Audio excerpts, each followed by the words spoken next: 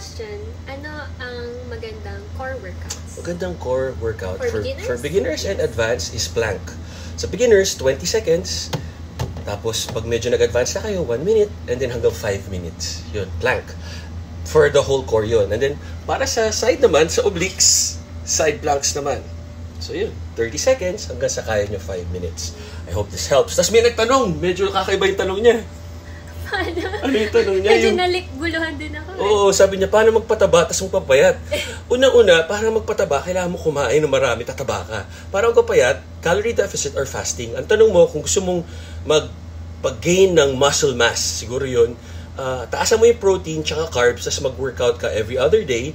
Tapos yung araw na hindi ka nag-workout, mag-cardio ka. Yung cardio na walking lang, slow jog, or any sports. Yan, magigain ka ng muscle mass. Pangit yung payat, pangit yung mataba. Dapat muscular na sexy, di ba?